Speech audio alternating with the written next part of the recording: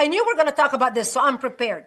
Here is the Muslim Brotherhood plan for North America. It's in Arabic and it's in English. This is the version presented by our government. You see the number, the government number on the bottom. It was presented as evidence in the largest terrorism financing trial in the history of our country, where our government sued the Holy Land Foundation in Dallas, Texas in 2007-2008 and handed down 108 guilty verdicts to Muslim American and Muslim American organizations, raising money in the United States to the tune of over $12 million, raised in $150 and $160 segments, which is the price of a suicide belt for a suicide bomber.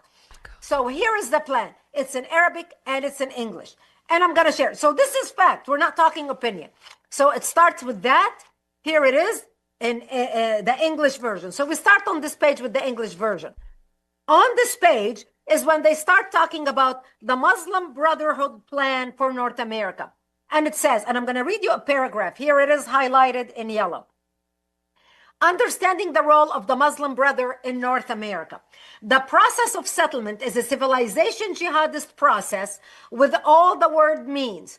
The Ikhwan, which is the Arabic word for brothers, must understand that their work in America is a kind of grand jihad in eliminating and destroying the Western civilization from within and sabotaging, and they put that under parentheses, its miserable house by their hands and the hands of the believers, so that it is eliminated and Allah's religion is made victorious over all other religions.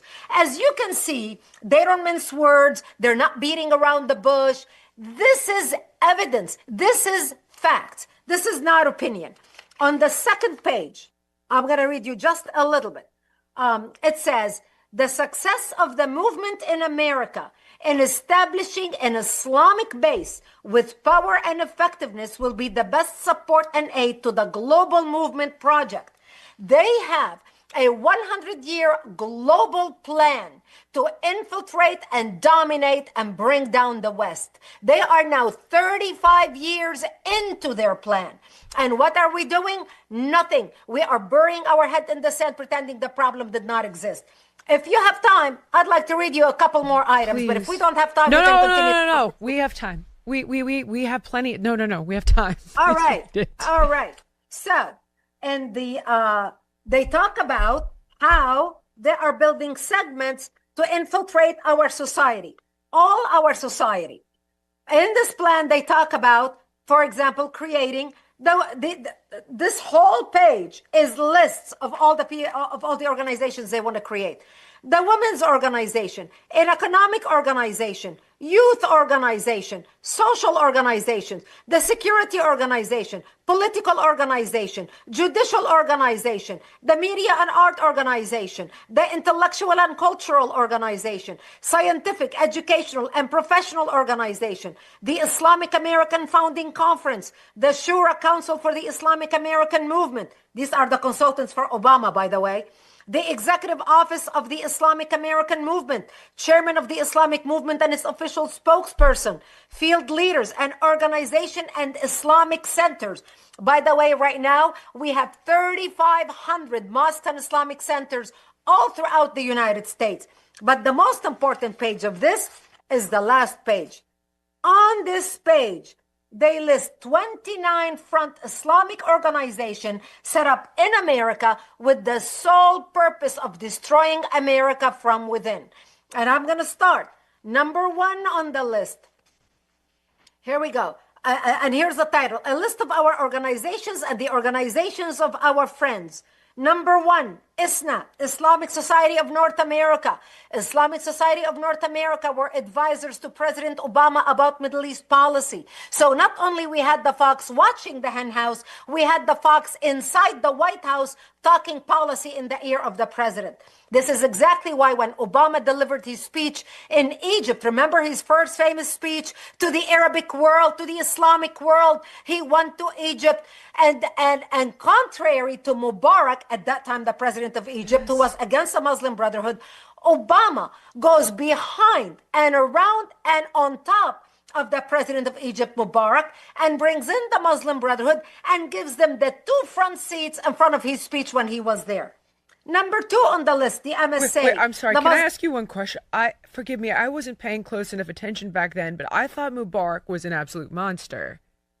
I thought Mubarak was he was not a monster. He was before the Muslim Brotherhood. Mubarak was the vice president when Sadat, who signed the peace treaty with Israel, he was working with Sadat. He got elected after Sadat was assassinated, and he continued the peace treaty with Israel. The Muslim Brotherhood hated his guts, and when they did their coup in the Arab Spring, remember the Arab Spring, and everybody had high hopes.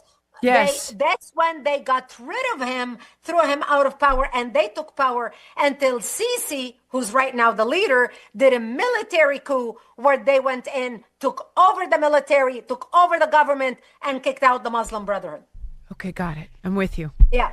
So, number 2 on the list is the Muslim Student Association. The Muslim Student Association has more chapters on American college campuses than the Democrats and the Republicans combined. And this is exactly why when after October 7th, and you saw all these people, the students demonstrating on college campuses, where do you think they came from?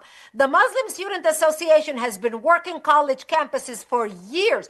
Actually, they set it up in 1964 in the United States, the first Muslim Student Association. Right now, they are Goliath. Right now, they gave us Mamdani. Remember, Yes. Mamdani was involved with the Muslim Student Association. And I can go down the list. Let's see. We've got the Islamic Medical Association, the Association of Muslim Scientists and Engineers, etc. NATE, the North Islamic American Trust, which owns the deed to the majority of mosques in the United States. Number 22 on the list is IAP, Islamic Association for Palestine, which later became CARE, Council on American Islamic Relations, because they wanted a name that doesn't show that they are supporters of Hamas, etc. This is fact. This is not Brigitte Gabriel's opinion. This is not Jillian's opinion. This is not Islamophobes making things up. Now, the radicals can say anything they want. By the way, this plan is available right now. We have a promotion on our website, actforamerica.org. Go to our website, my organization. We are the largest grassroots movement in America, standing up to fight to preserve our culture, our security, and our values.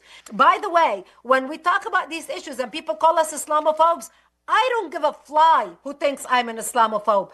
Our job right now is protect our country from an enemy determined to destroy us. And who calls us Islamophobes? CARE, the Council on American Islamic Relations, the SPLC, who works with CARE, the ACLU, which basically became the legal arm of CARE. So the leftists and the Islamists right now are coming together, working together. The left is being used as the useful idiots at the hand of Islamists with an agenda. All these organizations in the United States, all 22 of them, working against us.